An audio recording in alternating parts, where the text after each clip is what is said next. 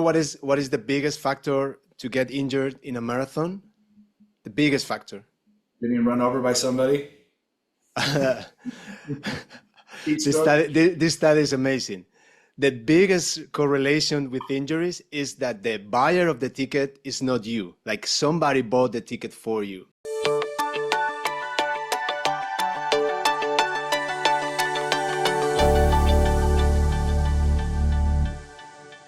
Good to be back again. And obviously, I hope you're as excited as I am to have Juan Nieto on. Juan is our licensee in Spain, good friend for multiple decades, and physical therapist, osteopath, movement professional extraordinaire. And today we're going to be talking about the lower kinetic chain. Juan, always good to have you on the Pilates Hour. How are Thank you you so doing? much. And do you know how much I love you? Because now at this time, Spain is playing Euro Cup against Italy. Oh my So, goodness. so I'm here. So this is how much I love you. I hope you're recording it and we'll keep it right to the hour. I'll let you go right at the hour so you You know, can I'm gonna start hearing all the the cheer. goal. Probably you hear it too. Probably so. Hey, as you guys come on, do a little shout out where you're joining us from so Juan and I can see. And again, we're super excited about this topic because it's one, of course, when Juan and I get together and talk about anything regarding movement, biomechanics, anything that we can disrupt, we're excited about disrupting the norm. And Juan is no exception to that. Juan also has his own podcast. Juan, tell us a little bit about your podcast that you've been working on for this last year. Quite Yeah. successfully. Sorry. Quite successfully. Yeah, it's growing. Having a lot of fun meeting and talking with very interesting people and very clever minds. So excited and challenged by the the challenge. I would say. Yeah, it's a kind of my new project in order to be a rookie again and learn and be out of my comfort zone and figure out all the things. But is definitely expanding my thought processing, my reasoning processing, the way I think about everything, the way I explain and I communicate all the topics that I used to practice and I used to work on. So really, really enriching, and it's in Spanish, but hopefully maybe we can have a version in English soon. Well, good, good, good, good. And again, with technology these days, it's not going to be much or very long before you just declare on any kind of podcast, on any kind of video content that, hey, I just want to see this in English, or I want to see it in Spanish, and AI is going to just make it there. And I mean, what I really love are the deep fakes where you see Juan Nieto talking in Korean and it looks like he's really speaking Korean. So we're not far from that. That's kind of creepy. It's a little creepy. I agree. I saw some deep fakes the other day of some of the big politicians, and at first you look at it and you're like, oh, that's a deep fake. Oh, Anyway, we have close to 6,000 people that have signed up for today's webinar. Again, a lot of you are going to watch it remotely and later. We appreciate those of you that make the effort to be on live with us. And what I'd like to do, Juan, is I just want to kick off a little bit of maybe going back to, and you and I have both talked about this, it was some of our early presentations in Runity, but thinking of the anthropology of the lower kinetic chain of the human, thinking of how the difference between primate versus human, some of those kind of things that really are significant as it pertains to human movement, and how we can optimize that upright bipedal human participation. So if you got any thoughts and just things that sort of come to your mind when I mention sort of the anthropology or primate to man kind of yeah. evolution. Yeah, it was a huge development and change that evolution, our ancestors, they don't even decided to do it, but in a way, nature decided that that would be in the future, like centuries later, like the right choice, and let us be on top of the food chain that we are now. And probably we owe that to bipedalism. And we made us actually very, like, probably the most resistant in terms of cardiovascular resistance species in the world. I just have a friend that came back from Kalahari, running, doing persistence hunting with hunter-gatherers that still live there. Like, Like a Psy or something like that. yeah, Nice. and they chase animals for 2 3 days, barefoot, sun, really rough terrain, and they can endure. And they tell amazing stories, like how they can even connect emotionally with the animal, so they can figure out what it is. Like, they feel the spirit of the animal. So it's very amazing. It's not just the physical part of humans, is how we manage to survive in this hostile, like, imagine Africa thousands of years ago, how hostile, like the planet is trying to kill you with 1,000 things at the same time, and we survive and we thrive and we expand throughout the world, and we have all this amazing technology that allow us to talk and to see each other. And so yeah, it was a huge change in evolution, made us very efficient. In terms of what happens in the body, probably the biggest achievement, I would say, is the plantar fascia, the arch of the foot, that let us be bouncy and use potential energy from gravity and transform it into elastic energy, so we can recoil over and over again, kind of like kangaroo style, that they can jump and jump and jump and don't get very tired. So we got into that superpower, like being very elastic and being very able to run for a long time without getting very tired. We also get rid of all our hair, the fur in our skin, so now we can sweat, so we don't need to pant. We can refrigerate very easily. So those little advantages that probably at the beginning were very, I don't know, it doesn't look like the right decision, but when you look at the distance, it was like amazing, like a miracle, like that really has to happen in order for us to be here. It's amazing. Every time I think about it, it gives me goosebumps. Well, a couple of things that you mentioned that we definitely want to dive into. One is the whole concept of elasticity of the lower extremity and sort of the evolution of it, and then also where we've been tanking it based on our behaviors in modern day world, that we've lost a lot of that elasticity if we don't practice it or use it or play or go outside and do those things. And I remember going through some of those discussions with you of just, the endurance of the bipedal human far exceeds any mammal. And when you think about that capacity that we have, and today we have people that are doing ultra marathons and doing these, and then even these more aggressive events of going out and doing the hunts that could be, equivalent to 5 ultra marathons in a week as they're out there hunting these animals.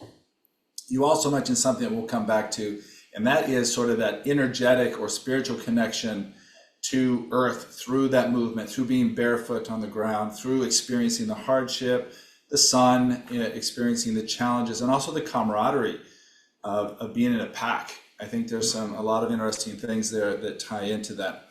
When we think of the actual biomechanics, the myofascial system, we think of the actual kinematic chain. A couple things come to my mind that are also very important. I think it'd be good for us to talk a little bit about.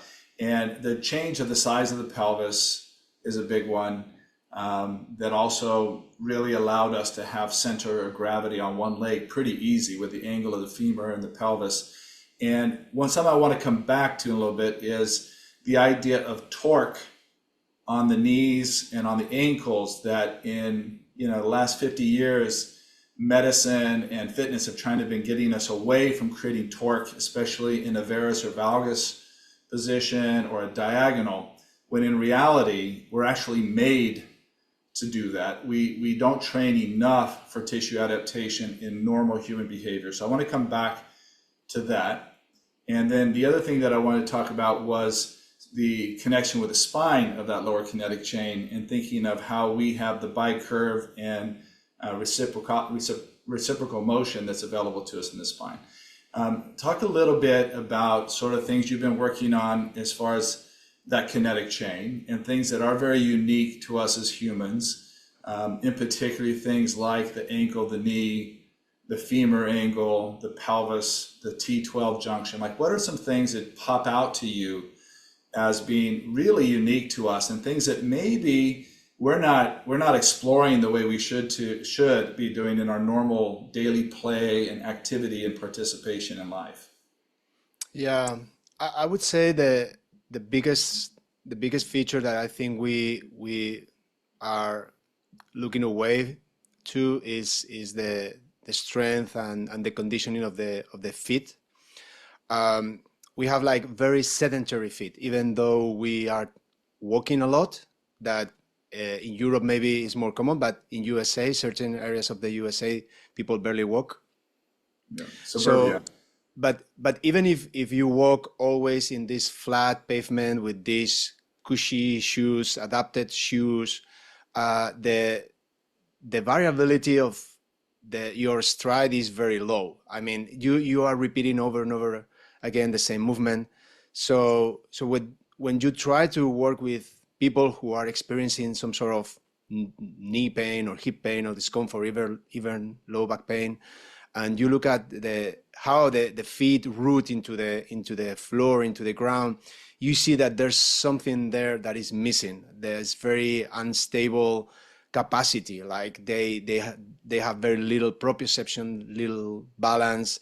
They cannot even jump or land. They cannot step or cut in different directions, even slowly. So you need to wake up this ability of from the feet. And let me tell you that if I have only one thing to work on, I would say, okay, let's go for the feet, because I think it's gonna create the biggest impact all the way through the chain up. So I would say focus on the feet, make sure that that part is working, and when you have the check there, maybe you can explore some other things. But I would say this is a no-brainer. I mean, you can't miss. I always say, if you're a really lazy practitioner, then look at the foot and ankle, the hip and thoracic spine, and you'll hit probably 60, 70% of the movement problems out there. And I do have to do a disclosure right now. It's not a marketing disclosure, but it's a selfish one. And Juan knows this, many of you know it, that I've been struggling with my own lower kinetic chain. So I thought it'd be good to talk about it. But what's interesting is last time Juan saw me in Germany, I could barely walk and I had a cane and I was pretty broken after that hip surgery. And it's interesting, the last 2 months, I've been working very intensely to get back in shape and to figure things out. Most of my work, funny that you said that, Juan, has been with foot and ankle and just learning how to replace it on the ground. And it's been probably one of the most challenging things for me, thinking back and discovering that my foot anatomy, my foot structure, my elasticity have a direct correlation with what was going on in my hip, pelvis, and low back. And as we've been focusing just on, being a little bit hind-stepped and just trying to send the heel down and to feel the elasticity taking me off the ground, and just to feel that, not to quadricep it, not to knee it, not to calf it, but just to feel the elasticity of that foot down, has been probably the biggest shift in my ability to walk. So I'm walking now up and down stairs. I'm walking, I told you, about half a mile. Like 90% of the pain's gone from what I was doing, but it really has been the primary work, Feldenkrais work, gyrotonic work. But with Angela Crowley, the primary focus has been almost exclusively looking at that foot and ankle. Let's go up the chain a little bit. Let's go up into if we look at the foot and ankle and we see this, actually let's stay foot and ankle for a minute. Let's go to what actually is happening to our feet in the world. You mentioned it. Let's talk about what's actually happening by wearing shoes and sitting down all day and being sedentary, or even walking on very standardized surfaces that are not, rocky, uneven kind of surfaces. What do you see, and maybe thinking of it in a different light of, all right, we know we all live, where we walk on roads and pathways that are groomed. Most everybody's wearing shoes that take 80% of the proprioception away from their foot tissue, which is probably one of the worst things. Some are turned on and using minimal shoes and getting a little bit, but we know that, I think we were doing this study together or talking about it, but even a pair of socks, just the thin layer of a sock between your foot and the hard ground can diminish the proprioception by something like 20%. So, what are some of your thoughts on actually being able to shift that paradigm?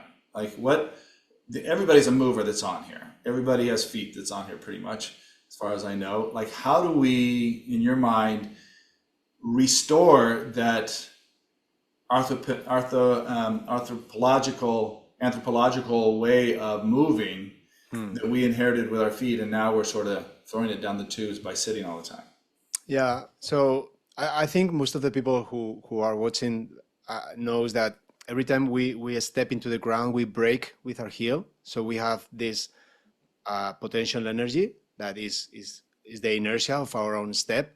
So we break through the heel, then we go to a higher point again. So we generate more energy and then we drop. So every time we drop, the foot has to pronate and flattens and go down into the floor. That creates that kind of elastic energy into the plantar fascia. And then into the first metatarsophalangeal joint, we kind of condense all the energy there in the joint, that acts like a trigger. So we can release that energy. So the first toe, the big toe mobility, it is absolutely key, like mandatory, like to be able to lift it and to push the ground and to be able to use the big ball and the big toe on the ground. So I make a lot of focus on that. And you see that it's like you said, if you have lost your information source, you cannot even work. You cannot even play with it. I mean, you don't really know what is going on. It's like you don't have the flavors in your tongue when you are tasting something new. It's basically it's new to your brain. So you need to restore that proprioception through movement, of course, and let that movement to happen. This pronation, supination cycle, this extension of the toe, of the big toe, this ability to be to do a heel raise.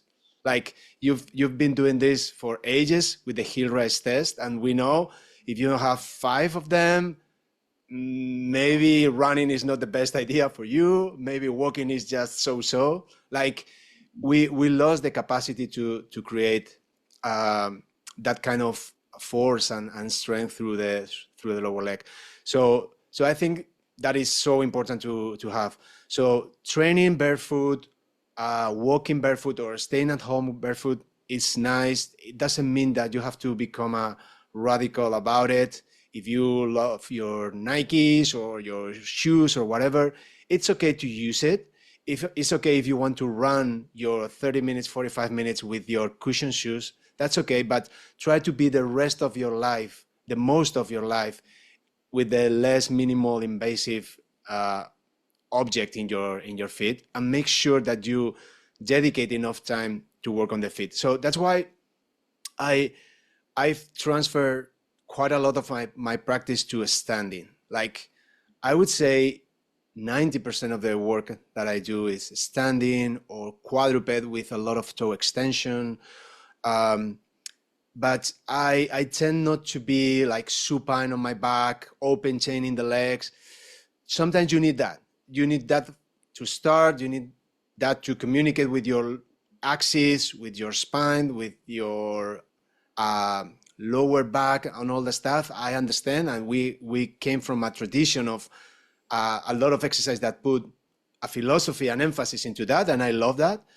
But I would say that because of the lifestyle, like you mentioned, I think it is important to focus and to put some emphasis in being standing when people work out.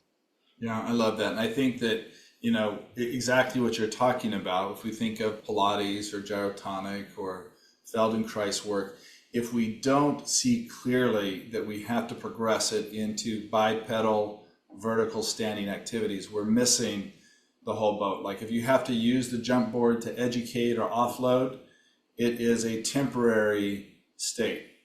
If you're learning how to jump and how to decelerate, accelerate, it's a temporary state that we need to be moving people into the vertical if we really expect anything to happen there. And that leads me to the next thought of just tissue adaptation. We've never heard as many people complaining about plantar fascia and people that are having ruptured Achilles tendons and things like that, whether they're coming from some kind of external problem like pharmacological. Right now, there's a lot of Achilles ruptures from pharmacological use of antibiotics, but also just looking at tissue adaptation. We talked a lot about this when you go to a minimal or barefoot shoe and you've been in a soft shoe for 30 years. Like, you can't just start running barefoot. Like, you have to have some kind of preparation. Talk a little bit, and we've talked a lot about this as well, but tissue adaptation and the kind of expectation with a diverse population, people that have been very physically active, but maybe they've been wearing, Hoka shoes for the last 10 years, or somebody's been very sedentary and never was real physically active.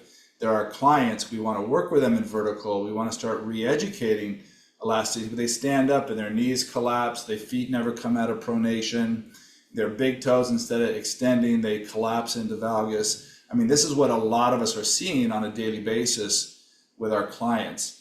Give us an example of sort of how you would see the progression to get some of these deconditioned bodies from a positive movement experience in the Pilates environment into a positive movement experience in vertical.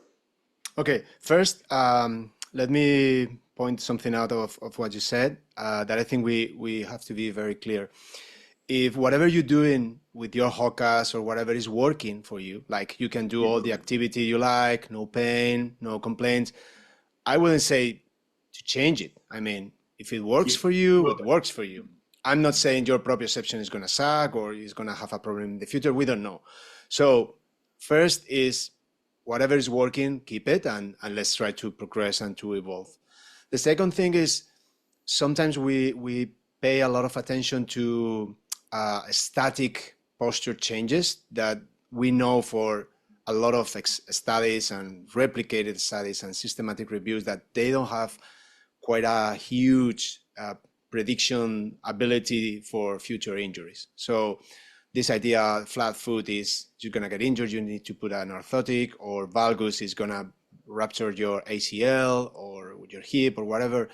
It doesn't seem could be a factor. It could be a factor, but it's not the only thing that we need to look at. So, and another thought that I have of what you said is people tend to overestimate their ability to start doing exercise, especially when in regards to running or standing exercise. So if the situation is like you said, like you've been 30 years in very soft shoes, very kind of monotonous movement in your feet, very flat surfaces, not a lot of exercise, not jumping, not accelerating, not just very basic sedentary lifestyle, and you want to run, even though your heart and your lungs in 15 days are going to notice a lot of improvement, your tissues don't. Your tissues need a lot of time to really condition. It will condition, like you said, bone, ligaments, tendons, fascia, muscles, a nervous system. Everything is going to get adapted in a positive way. We have this amazing bioplasticity ability to adapt to the stresses that we apply to the body. But it has to be slowly. So we go usually for runners or people who wants to run. There's a protocol that works really well that is like walking, running. That is very simple. So you can start like 5 minutes walking and then you do just 1 minute of running, 1 minute of walking, maybe 4 or 5 times, and then you go home. People think, I can run more, I feel great, this is nothing. No, this is nothing, this is a lot. If you've been sitting on a chair for a long time, not running, it's like there was a study like, if you haven't jumped in 6 months, it's like your tendons would never jump ever. Like in 6 months, no jumping, our system forgets about it. Okay, we don't need this, let's save all the resources. So no nervous system, no tendons, no muscles to jump. We don't use it, save it. So it changes radically in just 6 months. So imagine what happens after 30 years. I mean, you need to build that back. So yeah, it has to be very careful. And as always, is kind of individualized. Like not everybody reacts in the same way. And I would say on that, like this, there's good studies out there that show that even at 95 years old, that adaptation takes place and this bioplasticity happens. It's slower, but it happens. And I think what we need to understand is you might have been inactive for 40 years, but it's not going to take 40 years to reverse the elasticity, the lack of elasticity and integrity of tissue. But the cardiovascular certainly will come before the tissue adaptation does. And that's where we see so many people that all of a sudden decide, I want to run that 5K for cancer with my wife or with whoever. And they end up hurting themselves and having other problems. So I appreciate you bringing that point forward. You know what is the biggest factor to get injured in a marathon?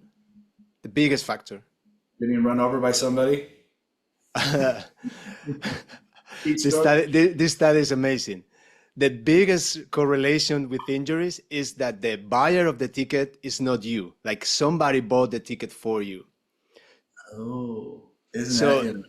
Yeah. So you That's go like the because you hardest have the step. commitment, because somebody wants you to do it. You know, you don't have time. You're not ready. Maybe you're not motivated. You're not in shape. And then you go to finish because of cultural politeness, whatever. That's amazing, huh? It wasn't internally motivated. I mean, it wasn't, Yeah. Yeah, much. and probably you don't have the time to get ready for it. You know, running a marathon is like a full-time job for at least half a year, at least if you are in shape. If you really want to run it, you can kind of walk it and finish it in 4 hours, but that's not actually running a marathon. But there's another very interesting story about adaptation that blew my mind last week. You know, there's a MMA UFC fighter, Sean Strickland, that they have an X-ray of their tibias, and the cortical of the tibia of the bone is like this thick. Like it's amazing how thick it is, and then The anterior tibia. all around the tibia, Wow. all around the tibia. So you see the all around the bone, and it was huge. Like and then compared with a normal human, it was like 3 times more. Yeah. So imagine that even though you were kicking on other people's tibias or calf kicks or lower kicks and all the stuff, eventually your tissues will say, okay, we need more bone here. Let's put some resources there. And it has an amazing bone structure that is scary to see. And at the same time, it's marvelous because, you know, there's hope. We can basically transform ourselves in whatever we That's the exposed to. integrity of us. I mean, you think of even simple things of adipose transition, and you think of muscle transition, and even hypertrophy of muscles. You know, you talk about efficiency. The body's always seeking efficiency of energy expenditure. So if we're not using muscles, it's not that the muscle fibers disappear and move away, but they no longer have a need to be processing glucose and energy, so they get smaller. So that's why if you were somebody that did a lot of training and were really physically active for a lot of your life, and then you became inactive and you go back in and start training again, you'll hypertrophy up pretty quick. Now to go that next level of hypertrophy or elasticity or tension takes more training and is slower, but we are always adapting. We are always adaptable in both directions. Yeah. And I think that's one of the key things is like we can always, we did a special one the other, and about a couple months ago, I think, on Ehlers-Danlos and the hypermobility sort of population. And the outcome of it, this is with Marcia Peretta, the outcome was it's just continue with graded load. You just might have to grade it a little bit more, but you're grading the load on those tissues to be able to adapt and accommodate to the load, just like the bone of the martial artist. The tissues adapt. Yeah. There's a question. Let me say something that I don't want to forget, because the other day I was working on the principles course, the Spanish version of it, and I was listening and reading to you about congruency, and this idea kind of mixed in my head, like, you know, we learn to move as kids with the biggest variability of our lives. Like it's every day so different. We are doing all new activities like sitting, walking, crawling, falling, rolling, playing, all weird postures. So we developed our optimal congruency on that environment. And then we go and sit for 20, 30 years, and then our body is trying to find a new congruency through osteoarthritis, arthrosis, osteophytes, like all the bone changes that we see is our body trying to find the new congruency adapted to your posture. Disc You know, adaptations, myofascial restrictions, even yeah. visceral. I And I mean, let's go. never thought it that way. I mean, it's like, it's the lack of variability, it's the lack of rich movement that creates that your body say, okay, now we need this congruency because it's where we're going to have more contact between the two surfaces. Yeah. So really interesting to me as a concept in order to work with the people and to enrich their movement and to understand what is going on. It's like, it's not a failure of the system. We tend to say this is an injury, this is a pathology, arthritis is a pathology. Well, it's like the same as seeing a little bit worse or gray hair or wrinkles. Or, we are aging and we are adapting to our activity. So I thought it was beautiful to kind of, instead of blaming that thing in our body, to understand that is our tissue trying to help us. Yeah. No, I love that perspective. And one of the things that, even with sort of rehabilitating my own lower extremities, what I find most helpful is quite non-linear movement in my joints. So when I, would wake up in the morning, I couldn't put weight on my left leg. It'd be like I'd stand almost like I was going to go snow skiing. And I would move the leg side to side and then circles around the knees and the ankles. And I'd get these certain cracks and pops. And then all of a sudden I could stand up and walk. It's like reminding me. And this is where I do want to go today. I want to dive into this idea of like, too many of our teachers are, really focused on staying in that sagittal plane, staying in that coronal plane, staying in that pure axial rotation. And in reality, we might start somewhere there if somebody can even do that. But what I find more interesting, and this is where you and I both have been exploring over the last decade, is looking at the potential of, you think about it. Here's a good example. Think of the condyles of the femur, right? So the condyles, each condyle is domal, it's round, right?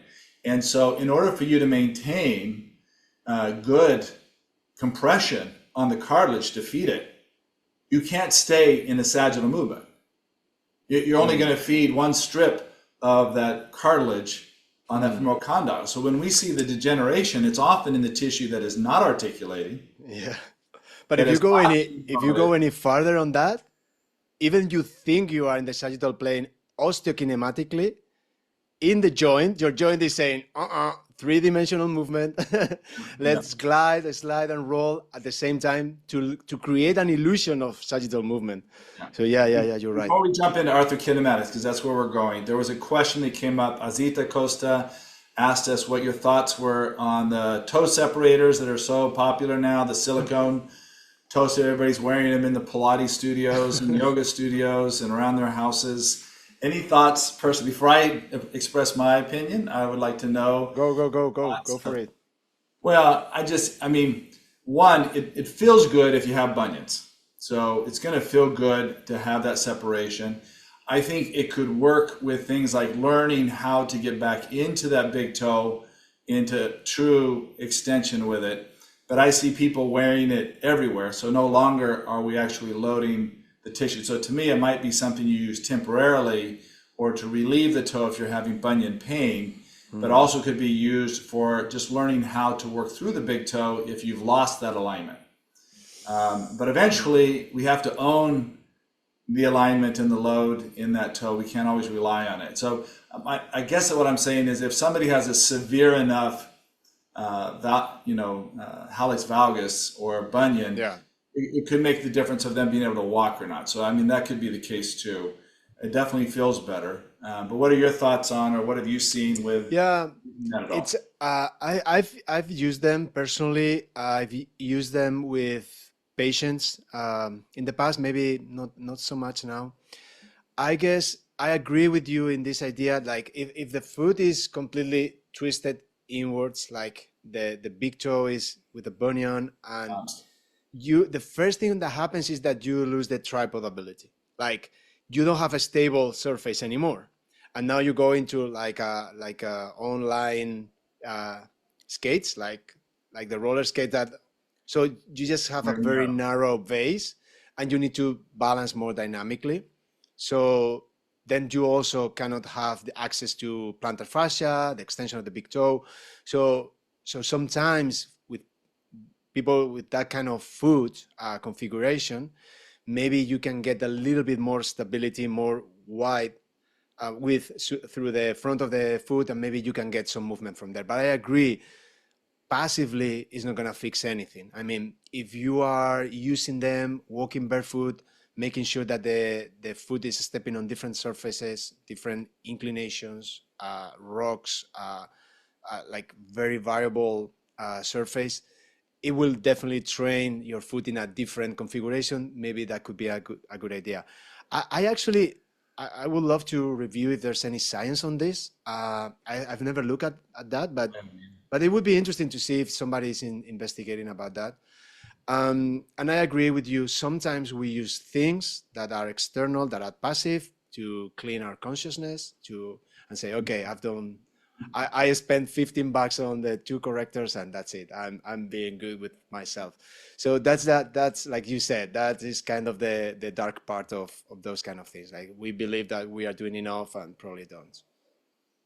Well, I mean, everybody certainly has their free agency to choose how much they want to rely on their natural body versus not. I mean, I think that's, like you said, if they like the hokas and they're having activity and that allows them to participate, that's fantastic, you know. But if we want to really optimize human movement, we should dig a little bit deeper.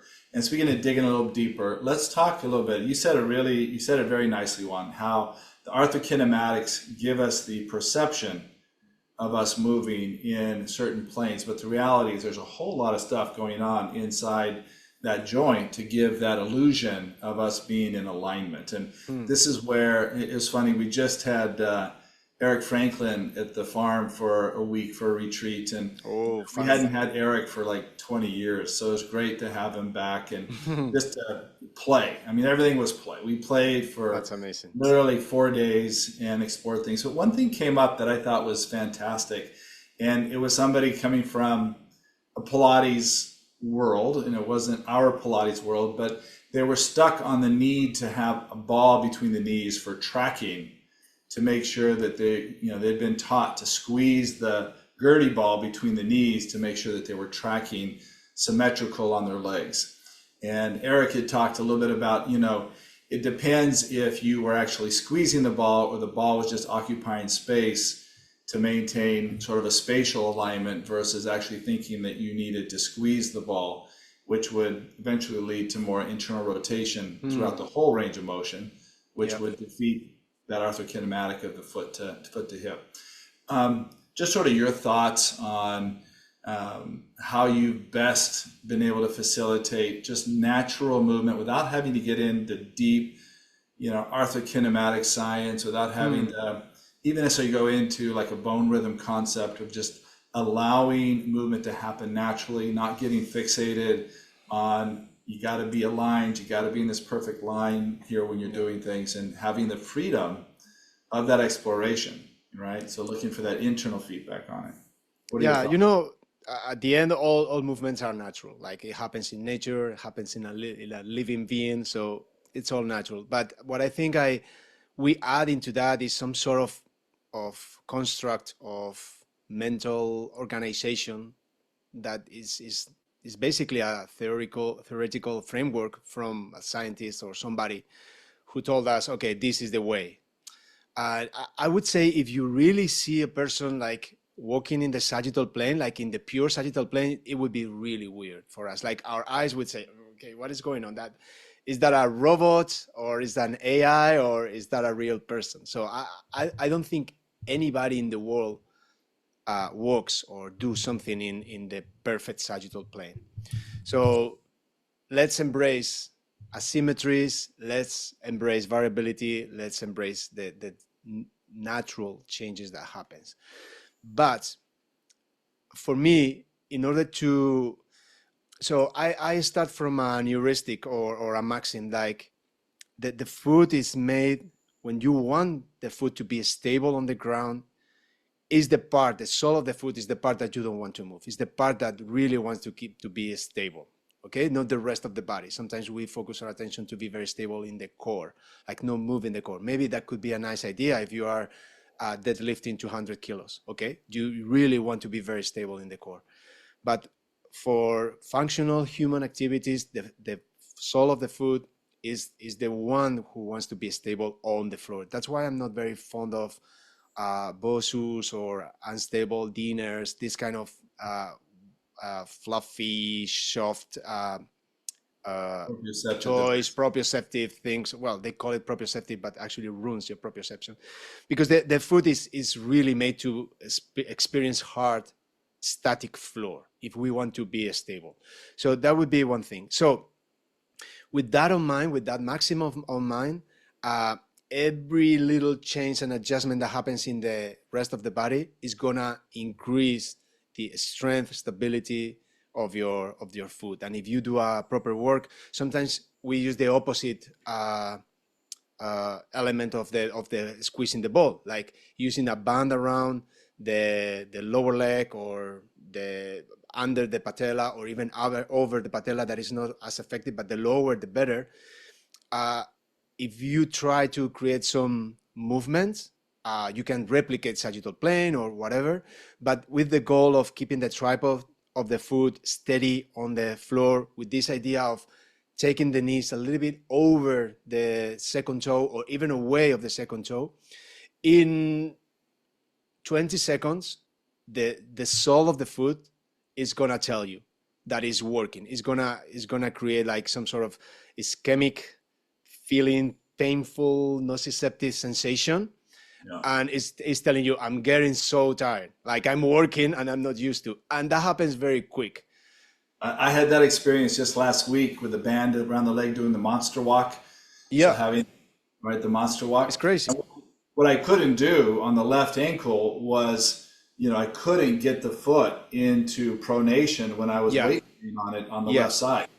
And the amount of work I was getting, like crazy ass cramps in the lumbrical. Yeah, even cramping. You're right. That's it. It was like hurting me, But then I walked out of there with no knee pain that day. Like it's crazy to me of how so much of what's going on in my leg, and even with the tib-fib kind of relationship, we're seeing is really related to that old ankle injury from 40 years ago of never really getting that relationship. So the compensation for not being able to get that foot stable has been the spiral in the tibia and the fibula, which then the knee pain and the hip pain, those kind of things. But it was like just this continual kinetic kind of chain. And now where I'm putting all my energy is back into, the foot and the ankle, and then coming up into the tib fib. That's about as far as I've gotten.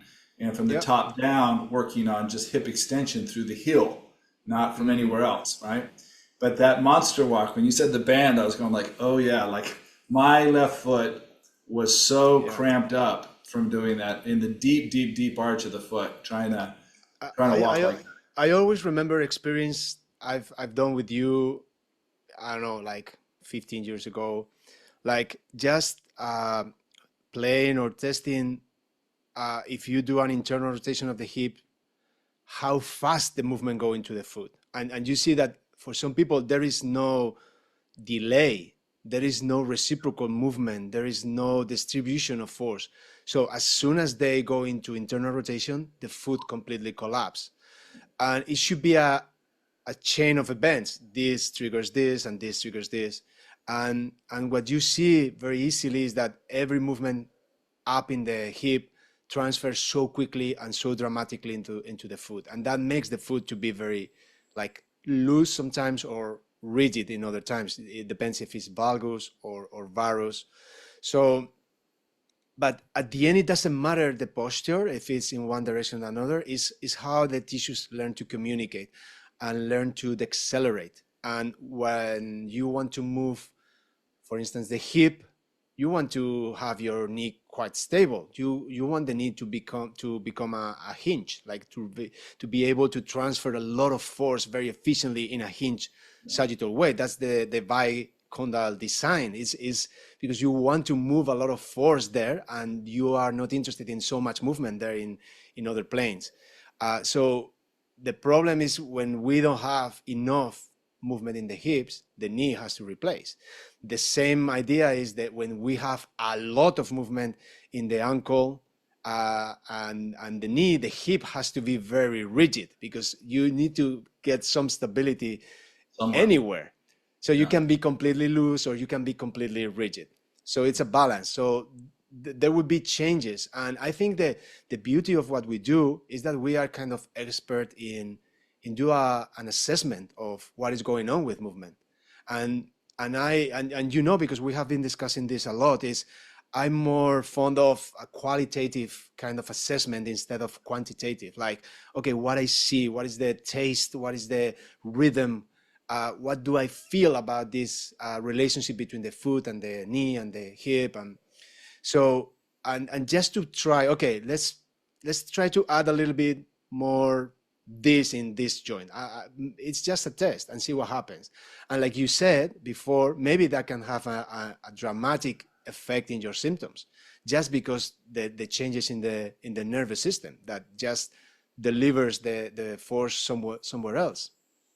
Well, we get caught up in, always thinking things have to have a direct correlation, Hmm. and they Yeah, don't. yeah, And when absolutely. the science is hard for us to put the pieces together. And this is where, the whole reason of writing the book Principles of Movement was to start the conversation of qualitative movement versus quantitative movement. And how do we start becoming better interpreters of quality of movement? And I think even just as you were mentioning, what is the sequence of that spiral that's happening in those bones as load is happening somewhere? Like, does it just immediately go into the big toe, or is there a spiral that happens in the femur?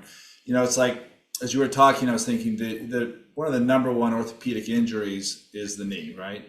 And yet the knee to me is like this gorgeous, divinely created joint, with the medial condyle being bigger than the lateral condyle, and bicondylar, and being on the tibia the way it is, and the femoral angle, and how we have to move the sacrum literally like an inch to have central axis over the foot tripod. Hmm. Like, to me, it's like, the divineness of that, where you look at, there's no other animals that do that, right? So an ape, their pelvis is so wide that they have to shuttle themselves side to side to run, or they run with their arms up over their head and Yeah, bodies rotate. they can walk standing, but just for a couple minutes. After a while, they just get tired of it. It's too energy inefficient. And so when I think of, like, how do we appreciate the beauty of that chain? How do we find the energy of that lower kinetic chain and really appreciate it? And this is where I want to finish up. And Juan, you've played with Ido Portal kind of stuff. We obviously, with Runity, cross training, you've dived deep into your martial arts and jujitsu. I want to move into that direction of understanding how we can evolve our understanding of qualitative movement that is found in the more extreme human play, in how, as we're exploring movement, and what, we should be able to remove fear from it if we understand how the body moves and what it can do, and learn from that. So just, your experience yourself, you've had a couple knee surgeries, you've had a couple accidents on mountain bikes. So you and I both have, we could have our stories of what we've heard, but I've watched you move in the last couple of years, and, your movement has only gotten better. You've explored, just new ways of suppleness, new ways of force transfer, ranges of motion with control. I'd love for you just to share a little bit about your journey over the last, like, 5 years in particular, of really exploring that, and particularly as it relates to the lower kinetic chain, and thinking of what I watched you do in the gym with Blas and some of those kind of things as well. Yeah, I think that because of my background and actually because of what happens in society, there's a lot of still a lot of fear mongering about what we can do or cannot do. What is uh, risk of injury and whatnot, what is not. Um, I would say that there is no activity that the human body can do voluntarily that is damaging for you.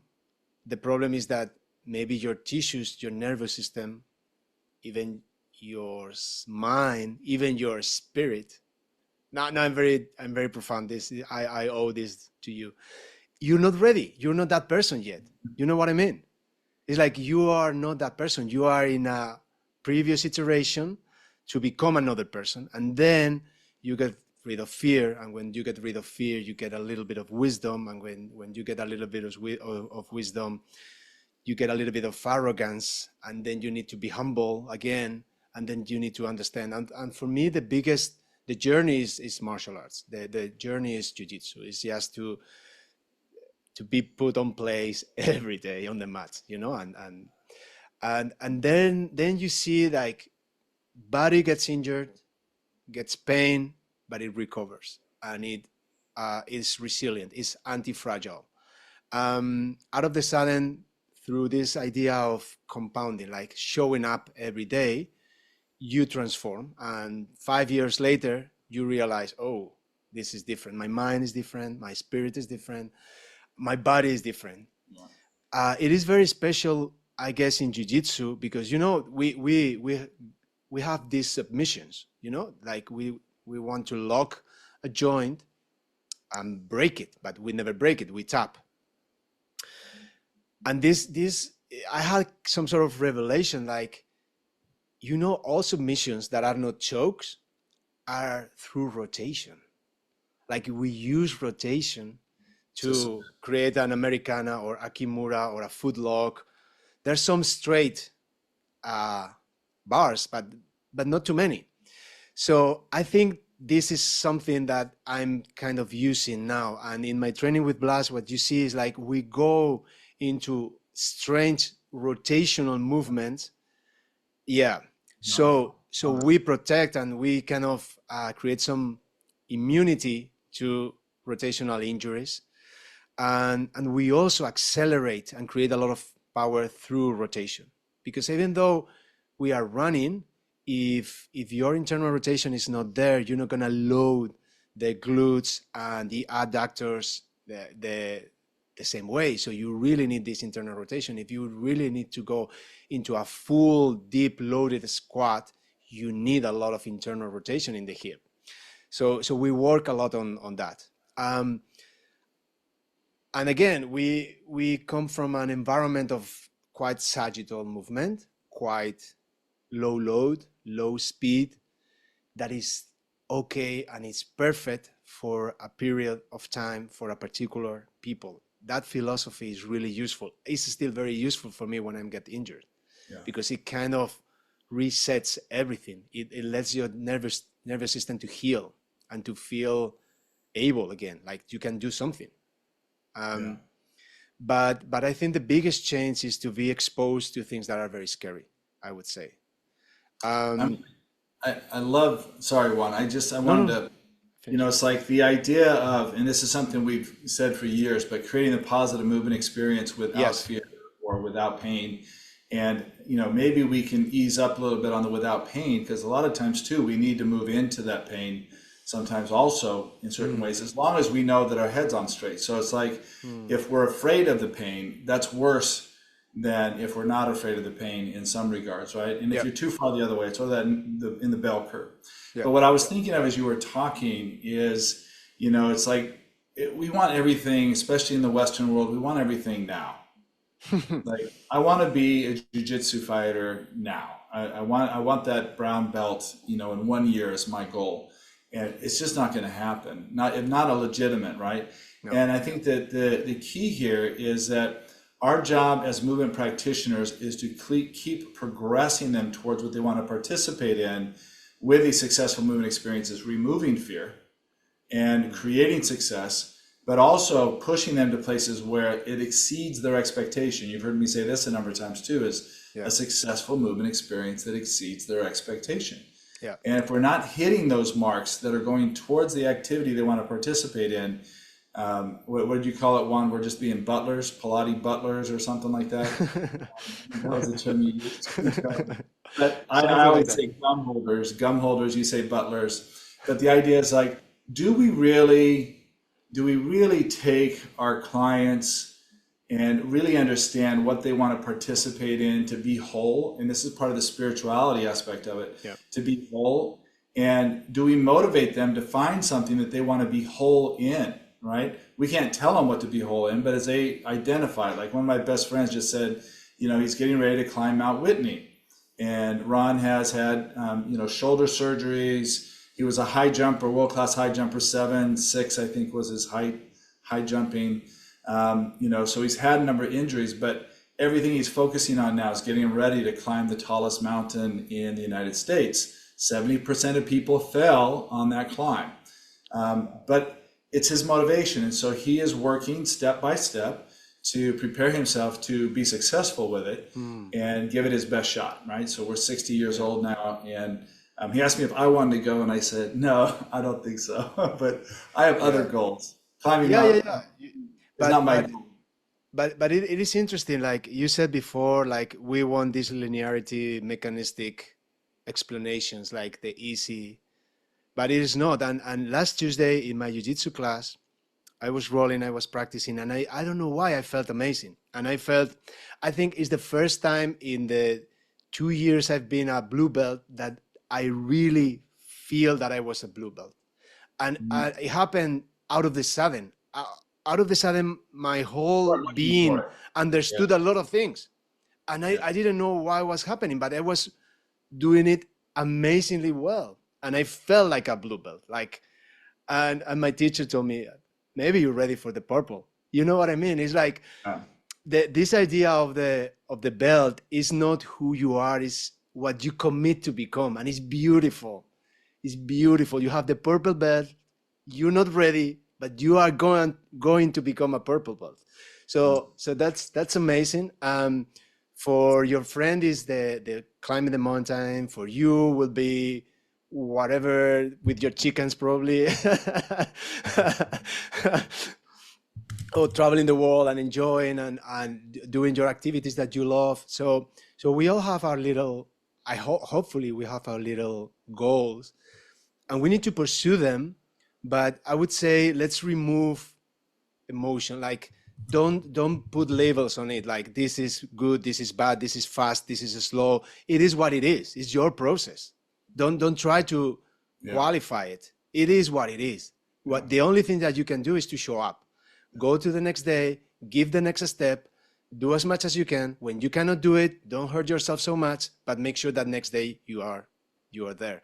And it's kind of simple. As soon as you get this kind of commitment and discipline, it's not a discipline anymore. It's what you are. Is the journey you are in, and it's very. I don't know. It's very joyful at the same time. It's hard. It's tough because I know you. I know what you've been through, and the suffering that your injuries has impacted in your life and at all levels. But I know that you will never uh, tap out and say, okay, that's it. Give me the wheelchair. I know you're gonna fight with whatever weapon you have on your hand. Well, it's interesting you even say that as we close up the thing. We've gone from being very mechanical in the lower extremity to almost more theoretical, spiritual, emotional kind of aspects of it. And the point that I would, bring up here is, I allowed myself to become a victim to some degree of the medical system because it was an area that I didn't understand. So it was having to do with like the heart, and it was having to do with, physiology that is not my forte, and going back and looking at the sequence of events. And just to give you an idea, I met with a doctor that his first visit with me was 4 hours. Like, have Wow, you ever that's heard of how, amazing. and going through a 60-page thing that he had me write out beforehand. But it was like going through and looking, and he had mapped it all out by a timeline of seeing when things started to fail. And they started to fail when I became dependent on the healthcare system and certain pharmaceutical agents that cause things like depression or inflammation or other things that then created almost more of a victimization viewpoint. Yep. And over the last couple months, I've been trying to take that back and getting rid of medications I don't need, take control of my diet, take control of my exercise, take control of my thoughts.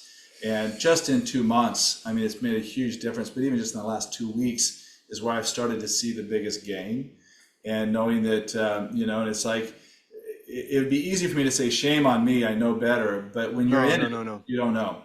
And I hope to be able to tell this story more because I think it's important. So many people get caught in it.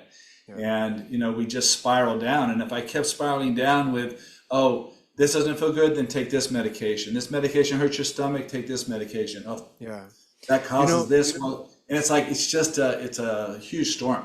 So coming back and thinking, Juan, of, how the important things is that we really are not afraid of movement, that we're patient with the exploration of movement, that we load our tissues in ways that are, more thoughtful in the sense of exploration and more thoughtful of being in tune. And I think this is one of the big things. What we do in Pilates and gyrotonic and yoga is we should be heightening people's awareness. We should be going from external locus of control to internal locus of control. People that have internal locus of control and internal feedback are going to less likely hurt themselves when they're exploring movement. When they're trying to match a look and feel of somebody else on the mat, or they're trying to match somebody that's running, and their body's saying, no, something's wrong here, and they're not able to listen to it, they're the ones that get hurt. And then they go, oh, running's not for me, or, jujitsu's not for me, or, hiking's not for me. And so I really appreciate you bringing that out of the idea of like, let's be patient with ourselves. You've been doing 2 years to get to a blue belt, and you're just now feeling the neuroplasticity of a blue belt. Your body's telling you, Juan, you know this, you feel this, it's in your tissues, you smell, you see, you hear, and what you don't smell and don't see and don't hear are also giving you feedback of what your body's doing. Absolutely. And this is the level we want to take people is, let's just think of empowering them to be able to explore movement safely in their own bodies and to trust their bodies. And get away from thinking that we know better. 100%. Any last comments? I want to say something very quick because if I don't, about your story, we all have fell into not taking the responsibility and put the responsibility in an expert. You know what I mean? It's like, okay, these people know. Well, these people know, but we are the ones who need to make the decision and to do the job and to have agency to work through it. Sometimes we are kind of scared or lazy or busy and say, okay, fix me. You're the expert. And we should be more diligent and do our research and our investigation and try to play and be responsible. Because every time we don't take our responsibility, we put it on another human. It's easy to blame the other human. It's not as painful as, okay, I made a mistake. But when you made a mistake, you learn. You learn and you know what happened.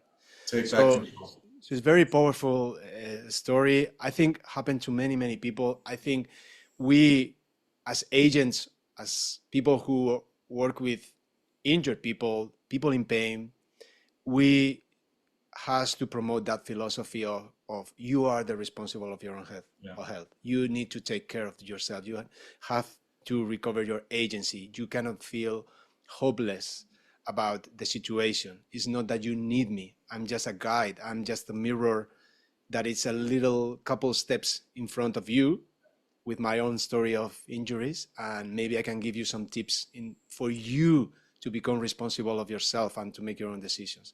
So that's very powerful. Beautiful. Juan, I love you. Always. You're awesome. Thank you so much for joining me today. We are going to have more Juan Nieto in the future, and we just keep on working. Remember, he has a beautiful course online for low back. Also, there's the old Runity course. If you haven't taken the Runity course online that Juan designed with Bloss, that's still worth taking if you're really interested in the lower kinetic chain. And then he has his podcast, which you can check in. We'll give you all the connections and the links for those things on the replay.